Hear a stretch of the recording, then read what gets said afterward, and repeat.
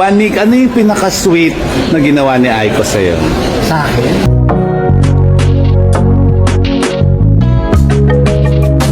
Dream wedding mo. Teka mo. Simple lang, pero gusto ko solemn siya.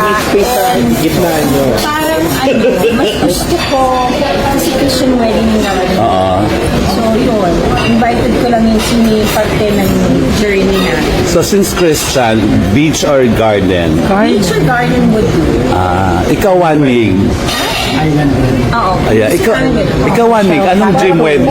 Medyo sa dagat eh. Juanic, ikaw, anong dream wedding mo? Anong Juanic Bundok, nagulat nang mapag-usapan ang dream wedding ni na Aiko Melendez.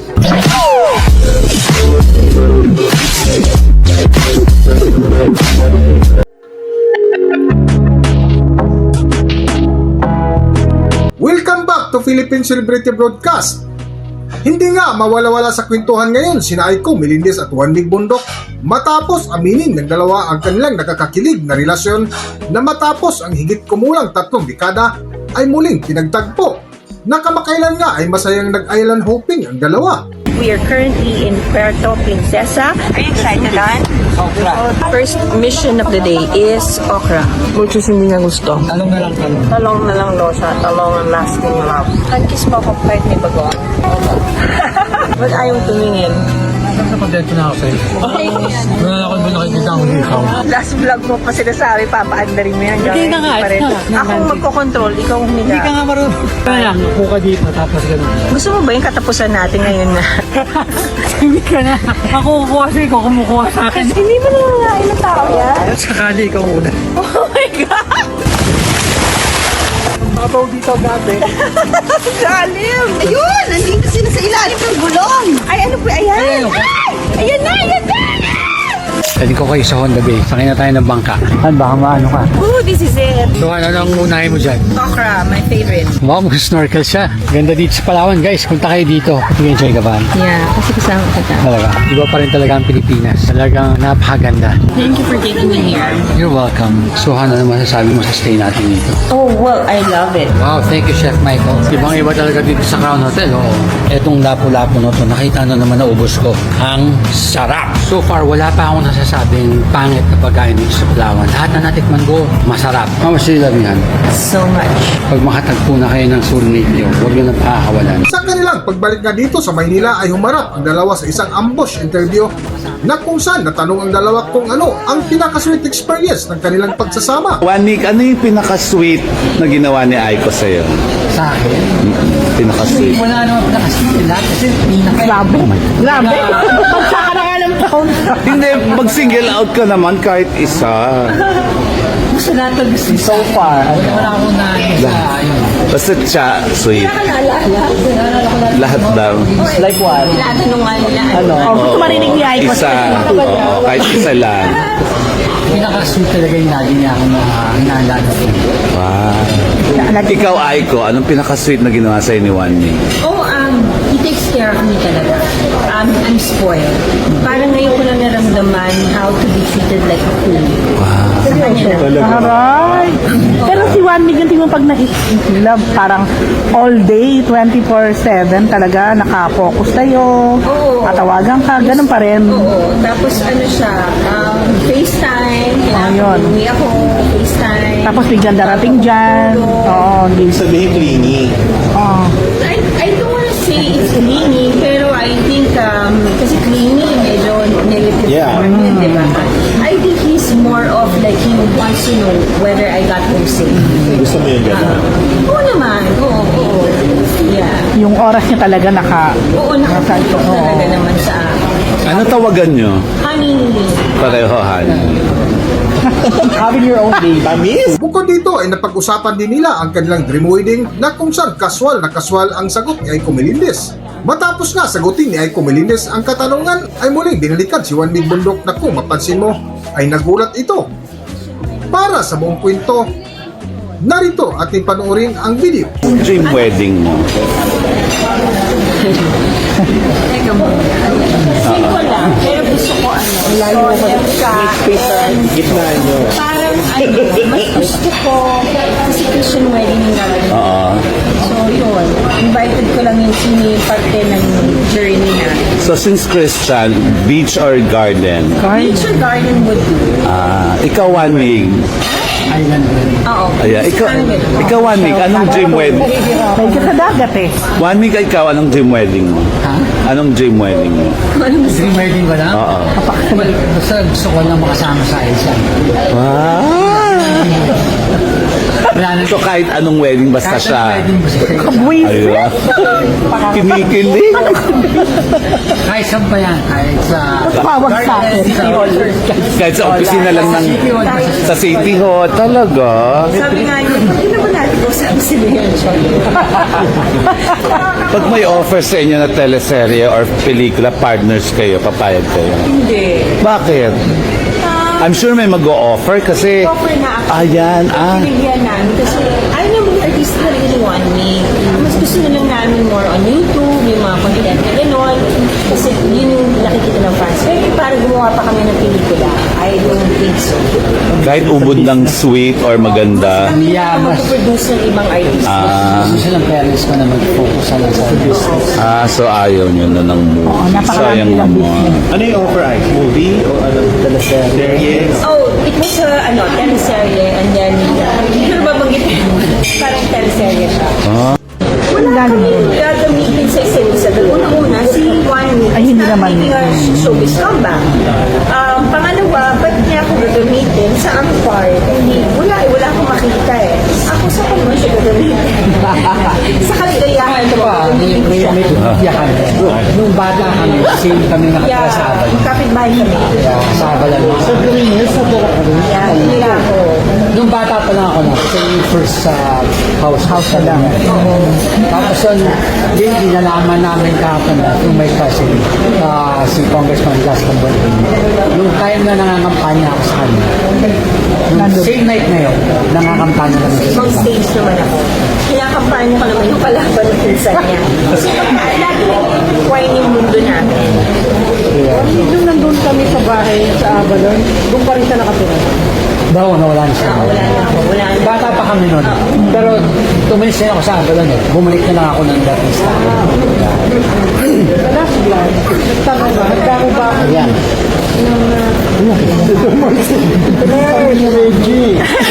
Ate Mercy, one of the reasons kung bakit siguro sinasabi yung mukha akong bata is because I'm happy and content. And siguro basal na yun sa akin na walang stress na. Nagtanong ka, handa, ano ba yung pakasalan ko? Tulog ka lang, oo. Sort of, ano na yun, ha? Ha? Proposal. Hindi pa Hindi pa naman. Pero take na namin ito. We're taking it slowly and praying na hopefully makarating doon. Road to forever. Ready? Heart na this my ending. Ay, bongga! Paano mo nasabi yun ay? Kasi sa kanya lang ako, sa dami ko na nakarelasyon. Actually naman, madami nakarelasyon. Well, di pa lang naman yung nakarelasyon ko. Sinasabi, Apat na po. Wow, alam na pito. hindi kasi sinasabi ng tao, ang dami ko nakarelasyon. Hindi nila alam na parang technically speaking, apat na. Diba? Tapos pinakasalan pa ako ng dalawa, di ba? So ako, parang sa kanila ako may connection na nasasabi ko sa kanya na walang filter. Hindi ako natatakot na yung may judge. Hindi denumero yung kilos ko na kailangan ganito ako in public. Kung sino ako, tanggap niya ako. Paki-enumerate mo ay? Yeah. First time ko, hindi ako ganun, di ba? Pero hindi ka ganun ka-showit Hindi eh. ako ka-showy talaga. I mean, I keep my posts. I just post before kapag may kailangan. Kunyari, kumpanya o Valentine. So this is the first time talaga. I'm all out. We are just doing it para dun sa mga fans namin na one ko eh. Diba? Dahil nakita namin yung support nila at yung talagang gusto nila makita kami. So, pinagbibigyan namin sila. People are tagging us kasi Ma'am si Alan na noong una kasi di ba ako I'm more na sit down interview sa vlog pa di ba? So lately para di co-host ko na siya kasi nga people are tagging me na pwedeng round 2 kay One Mig. So hanggang ginawa mo yung One Mig yung admission na para para once and for all, alam na ng tao, wala na kami tatago. And I mean, sa mga taong nandito, alam niyo naman kasama niyo ako since bata pa ako, virgin pa ako, kailan na ako, di ba? Dalawa, alam niyo hilatsya ng ano ko, di ba? Bituka ko, alam niyo kung kailan ako, never ko nag-deny. I speak of truth, di ba? Kasi I don't think there's something to deny because first and foremost, we're both single, we're not stepping on anyone's toes. So, masaya kami, share namin yung happiness and positivity namin sa mga tao, lalo na doon sa mga hopeless romantic na nasa edad namin na posible pa palang magmahal sa edad namin. Hindi ko kasi siya napakilala kasi si Candy, di ba? Her mom passed away. So, supposedly, I was gonna, have a lunch with him and my friends. Si Jelly naman just got back from Canada. Carmina's busy with her soap opera. So wala pa Pero silang, actually, kilala ko naman silang lahat. I know. Pero sa, GC? Siya lang hindi ko nakatrabaho sa Okay. Talaga ba? Siyempre sa ano nyo, like may GC kayo for sure, binibiro ka nila, ano sasabi nila? Kahapon sabi ni Jelly, masaya-masaya ka, it shows. Sabi niya, happy kami for you. At friends naman natin have always been supportive. Meron na ilan sila na hindi. Oh! Pero with one week na, wala namang violent reaction. Pero important yung both parents nyo. Ay, Yeah, ano. my mom loves it. Alam mo, nagtataka ako sa mommy ko kasi one time dinatid niya ako sa bahay. Pero amongst all my suitors, si Juan Mig yung natandaan niyang mukha, yung suot. Pati yung From kulay afar. ng sombrero from the window. Hindi ko alam what's within, bakit natandaan siya ng mommy ko. Pero si Tita Milo, sabi, pakasalan mo na. Yung sinasabi, para sana siya lang. Pero ang pinaka-weird dito kasi may dad. Dad ko kasi yung dad ko. Oo, tahimik lang, Tahimik hindi lang, lang, hindi no? nakikipag-usap ng kanina. Pero nung hinarap ko si Aiko sa dad ko, grabe, daddy ko yung smile lang sa akin. Tapos talagang kinausap. So, siya lang yung unang girl na pinakilala ganon. sa kanya na talagang kinausap. At kami pa yung nagpaalam na, Dad, kailangan na namin umalis. Sige. Pero kung hindi pa titigil yung daddy ko. Kuha naman. Ano sinabi sa'yo, Aiko? Okay, then he was inviting me dun sa sabi niya, let's travel. Parang he was discussing about yung mga properties nila na that we can go to and have a vacation with them. And what's sweet about Tita Milo, she gave me a dress. Just last night, she gave me a dress. Nagtaka nga ako kasi parang alam na ano yung size ko. Sobrang sukat na sukat sa katawan ko yung dress na binigay sa akin. Mahilig sila mag-travel. So, meron na ba kayong itinerary? Na naka-itinerary Wala, talaga? sir. Or meron na kayong plano kung saan? Vietnam. Yeah. Yun muna yung malapit lang muna. Saka nang muli malayo. Kasi may trabaho ako, di ba? Ano yung A1 product? Yung pre-menopause. Ay, yung mga Sabi kids mo nyo. mahal mag-paral. May school naman. Oo, para O yung kids nyo, nag-meet na. Yung mga kids nyo. Ay, hindi ba? Kailan yung So excited kayong mag-meet sila. Yeah, kasi parang 1 year lang ang tanda ni Arnel kay Martina. Ni Martina kay Arnel. So parang I think magkakasundo sila. Okay. Because yung course nila is parang alike. So parang I think magiging- Pero so far, kumusta yung sabi ng mga kids? Di ba, hindi pa sila nag-meet? Pero, kasi nag-meet naman na kayo with the kids. Oo. Naging kami ni Antoine, ni Andreas. Naging kami. Okay naman, it was something light. And then, it was just, something informal lang. Yung, nag-usap, kwentuhan, Sabi ko ni Tita. Oh, yeah. Basta si Arman yung salita sa akin. Ang sabi niya, Ayaw papasis mo. ay mo. Oy. Ano yun, parang napagod na yata si Armel. Bulaklak. Kasi sabi niya, at Rose, hindi ko alam kung ito sinasabi nito. Anong sabi? Una niyang binigyan ng bulaklak sa buong buhay. Talaga? Hindi ako nabibigay ng bulaklak. Kahit before? Para ayaw maniwala. Ayaw maniwala.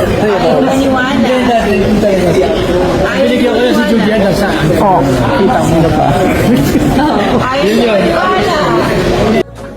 Hanggang dito na lang muna ang ating video at kung nagustuhan nyo, huwag kalimutan mag-subscribe at pindutin nyo na rin ang notification bell para ma-notify ko sa ating susunod na video. Maraming salamat!